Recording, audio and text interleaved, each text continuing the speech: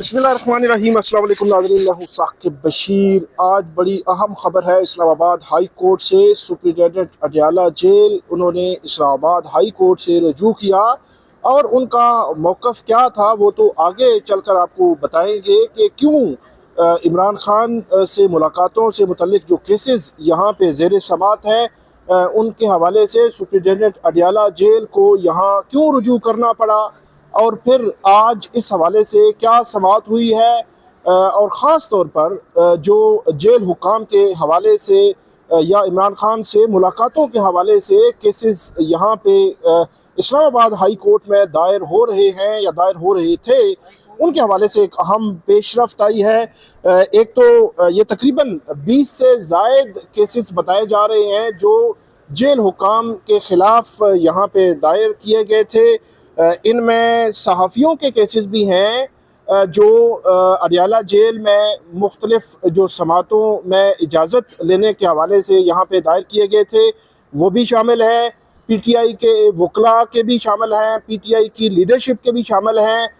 फिर जो कुछ तौहीन अदालत की दरख्वास्तें भी शामिल हैं जिसमें जो जेल हुकाम के ख़िलाफ़ ये दायर की गई थी कि उनके ख़िलाफ़ इस्लामाबाद हाई कोर्ट कार्रवाई करे क्योंकि जो एसओपीज़ अदालती ऑर्डर्स के बाद बने थे उन पर अमल नहीं हो रहा।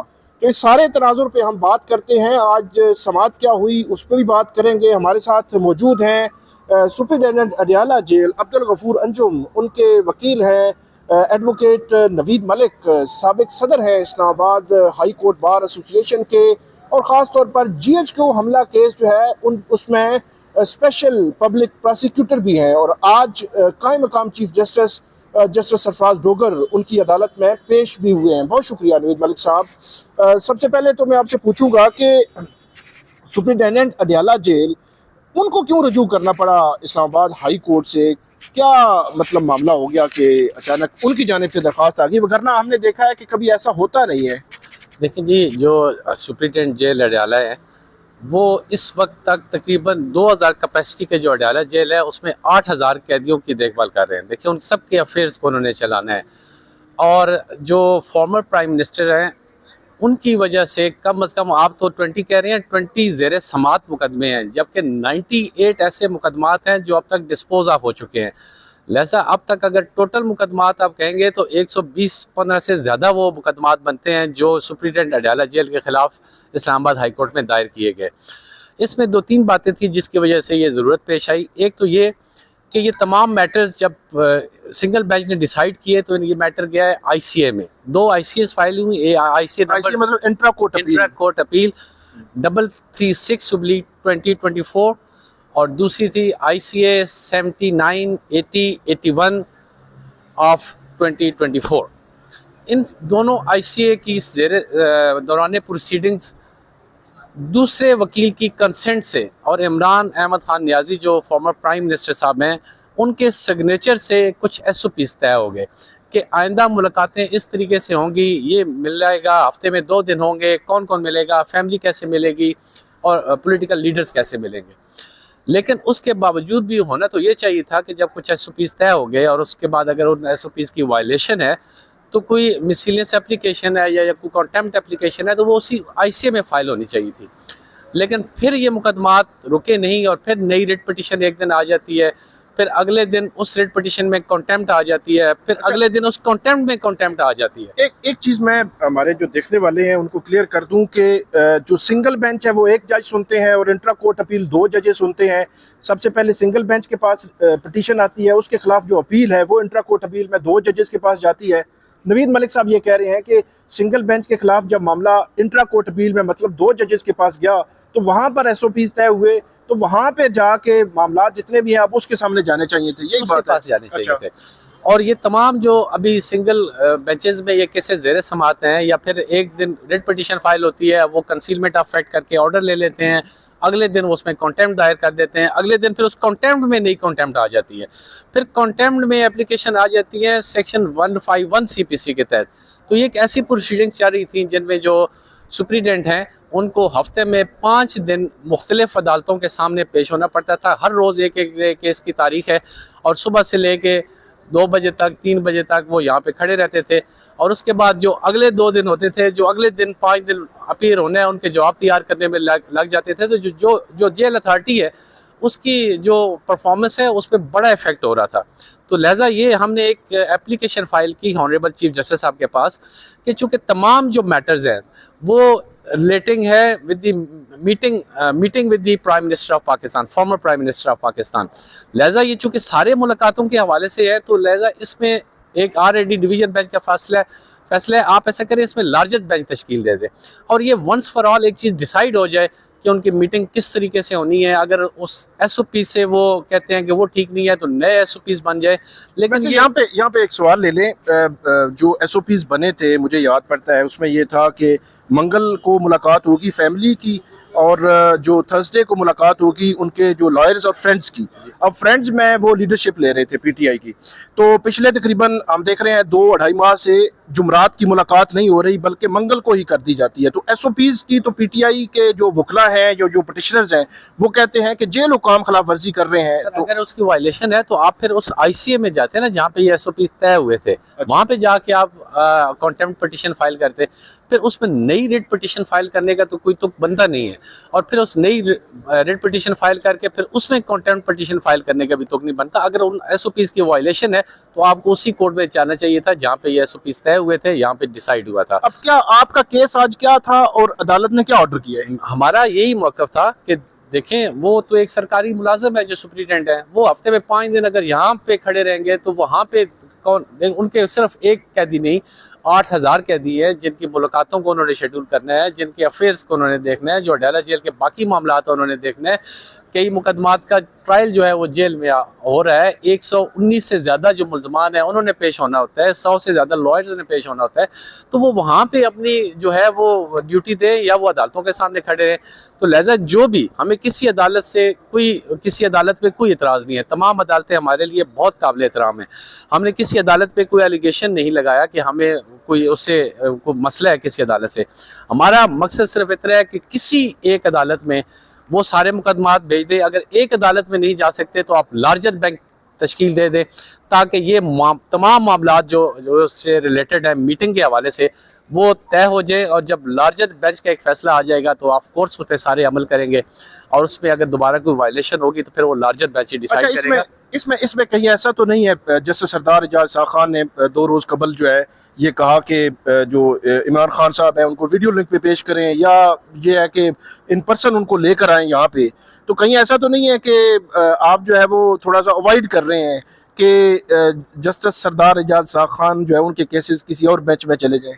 नहीं, ऐसे कोई बात नहीं है। देखें, वो बिल्कुल बड़े ऑनरेबल जज हैं, बड़े अपराइट जज हैं, ऑनेस्ट जज हैं, हमें ऐसा कोई मसला नहीं है।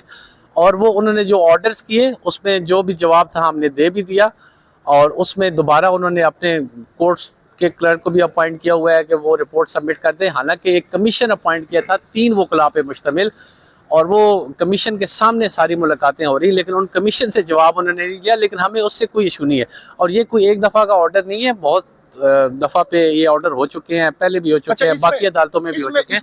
लेकिन ये वजह नहीं है वो जो केस पेंडिंग है, हम कहते हैं बेशक लार्जर बेंच में उनको भी रख ले, हमें कोई इतराज नहीं। वो जो केस पेंडिंग है उसकी हियरिंग जो है वो मेरे ख्याल में कल होनी है या परसों होनी है जी, वो वेडनेसडे को है। तो क्या वो केस भी इनमें शामिल है, और क्या वो केस भी लार्जर बेंच की तरफ चला जाएगा, और क्या परसों जो है हियरिंग नहीं होगी जैसे सरदार एजाज साहब के बेंच में? सर, जो अभी हमने एप्लीकेशन दी है उसके साथ हमने केसेस की लिस्ट लगाई है, और उनमें वो केस भी शामिल है।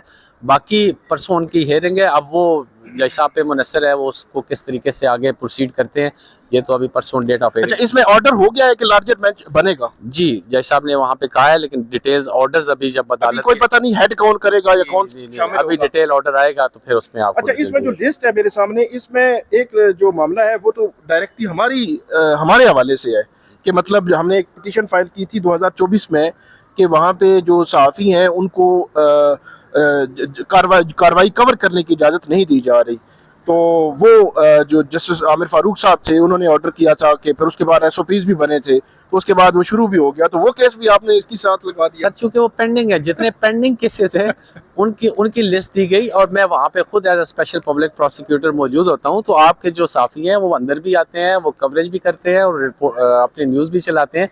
वो तो सारे उनके जो एसओपीज़ हैं उन पे तो अमल हो रहा है, लेकिन चूंकि अभी स्टिल वो आपका केस पेंडिंग है, लिहाजा हमने लिस्ट वो दी है। जो पेंडिंग केसेस हैं वो किसी एक कोर्ट में चले जाएं, और जो मुअज़्ज़ज़ जज साहबान फैसला करें ऑफ कोर्स उस पर अमल किया जाएगा in its true letter and spirit. अच्छा, इसमें समी इब्राहिम साहब जो सीनियर सहाफ़ी हैं उनका केस भी शामिल है। इसके अलावा पीटीआई की जो लीडरशिप है उसमें से मिशाल आज़म, जो अभी केस 2 दिन बाद होना है, जिसमें सकीना बंगश जो गई थी अडियाला जेल में, उन्होंने रिपोर्ट देनी है। इसके अलावा पीटीआई के शुएब शहीन हैं, शेर अली अरबाब हैं, उनका केस शामिल है। शुएब शहीन के 2 केसेस हैं, शाइस्ता खोसा है, इमरान खान साहब के हवाले से भी केस है। तो ये बहरहाल 20 से ज़ायद केसेस हैं। ये केसेस दायर हो रहे हैं ना, अगर इस तरीके से इनको कंसोलिडेट ना किया गया तो फिर जेल सुप्रिटेंडेंट को इधर ही कोई रूम शूम ले लेना चाहिए, क्योंकि वो और किसी काम के काबिल नहीं रहेंगे। देखिए, जिस दिन मैंने ये एप्लीकेशन फाइल की उस दिन 17 केसेस एप्लीकेशन क्या थी, किस पिटीशन में? ये जो है उस दिन 17 केसेस थे। सिर्फ 3 दिन जो है वो लगे हैं ये केस फिक्स होने में, और 3 दिन के अंदर 4 केस और आ गए हैं। आज उसकी तादाद 21 या 22 के करीब है। लिहाजा इस चीज़ को रोकना चाहिए और इस इशू को सॉल्व होना चाहिए वंस फॉर ऑल। देखिए, इसमें कोर्ट का भी प्रेशियस टाइम ज़ाया होता है। अगर एक ही मैटर आज एक अदालत में लगा हुआ है, कल दूसरी अदालत में लगा हुआ है, परसों तीसरी अदालत में लगा हुआ है, एक तरह के आर्डर हो रहे हैं, तो देखिए 3 अदालतों का टाइम ज़ाया हो रहा है। आप एक जगह पे वो इकट्ठे कर दें और फिर जो भी फैसला करे, ऑफ कोर्स फैसले पे अमल दरामद के हम भी पाबंद हैं और बाकी तमाम जो इदारे हैं वो सारे पाबंद हैं। जी बिल्कुल। इसमें जो केसेस हैं इसमें चीफ जस्टिस की बेंच में भी लगा हुआ है जस्टिस समर रफत इम्तियाज़, जस्टिस सरबाब मोहम्मद ताहिर, जस्टिस इनाम अमीन मिनास है। इसके अलावा चीफ जस्टिस की अदालत है, जस्टिस सुमरो हैं, खातम हुसैन सुमरो, उनकी जस्टिस सरदार जाज साहब खान। तकरीबन 6-7 बेंचेस में ये मुख्तलिफ केसेस कोई हैं। ऐसे जज साहब नहीं है जिनके पास इस हवाले से कोई रिट पिटिशन या कोई कॉन्टेम्प्ट पिटिशन ना ज़ेर समात हो। यही तो हमारा मकसद है। हम कहते हैं कि इतने जजेस का भी प्रेशियस टाइम ज़ाया हो रहा है, और फिर वो जो सुप्रिटेंडेंट जेल हैं वो अपने काम छोड़ के हर रोज़ एक तारीख पेशी भुगत रहे होते हैं। लिहाजा इन केसेस को कंसोलिडेट किया जाए और एक ही दफ़ा कोई सज़ा देनी है सज़ा दे दें, या कोई अगर समझते हैं कि वो अदालत के ऑर्डर पे इम्प्लीमेंट कर रहे हैं और ये उनका इख्तियार है, प्रिजनर रूल के तहत ये उनका इख्तियार है कि वो किस तरीके से शेड्यूल करते हैं, मीटिंग किस तरीके से अलाउ करते हैं। ऑफ कोर्स वहाँ पे बहुत सारे मसले मसाइल होते हैं, उन सबको देखना होता है उन्होंने। आखिरी सवाल, पीटीआई की जानिब से ये अलेज किया जाता है कि जो सुप्रिटेंडेंट जेल हैं वो इमरान खान साहब से मुलाकातों के हवाले से अब जो है वो बहुत ज़्यादा रिस्ट्रिक्शंस आ रही हैं, या वो पाबंदियाँ लगवाना चाहते हैं, या कम से कम मुलाकात कराना चाहते हैं। क्या कोई ऐसा प्लान है? नहीं सर, मैं नहीं समझता हूँ। देखिए, मैं वहाँ पे जब कई दफ़ा हमारे ये वो समाते तो आप बहुत लंबी चली गई है ना। 9 मई के हवाले से मेरा ख्याल है कि उधर केस प्रोसीडिंग हो रही होती थी और इधर जितने भी लीडरान है वो मुलाकात कर रहे होते थे, और उनको कोई गरज नहीं होती थी कि केस में क्या प्रोसीडिंग हो रही है। एक वकील उनका खड़ा होता था और बाकी प्रोसिक्यूटर हम खड़े होते थे, हम शहादत रिकॉर्ड करा रहे हैं, और न किसी लीडर को न किसी वकील को जो यहाँ पे अभी पटिशनें फाइल कर रहे हैं न कोई प्रोसीडिंग ज्वाइन करता था, और ना वहाँ पे उनको कोई गर्ज होती थी। वो सिर्फ आपस में मिल के अपनी मीटिंग्स करते थे। तो ये भी तो मीटिंग्स होती नहीं है, तो उनमें भी किसी ने कोई ऐसा एतराज़ नहीं किया। ये मकसद नहीं है जो आप कह रहे हैं, ये बेसिकली सिर्फ इंसाफ का तकाजा है। और ये कंसोलिडेशन ऑफ केसेस जो हैं ये आर्टिकल 10A के तहत सुप्रीडेंट जेल साहब का हक है, फेयर ट्रायल फेयर प्रोसेस। कि ये तो नहीं है कि वो एक ही तरह के एलिगेशंस में पूरे 5 दिन 10 अदालतों में वो तारीखें भुगती रहे। एक अदालत में कर दे, फिर जो भी आप फैसला करें वो उनको भी कबूल होगा और पीटीआई के ऑफ कोर्स लॉयर्स को भी कबूल होगा।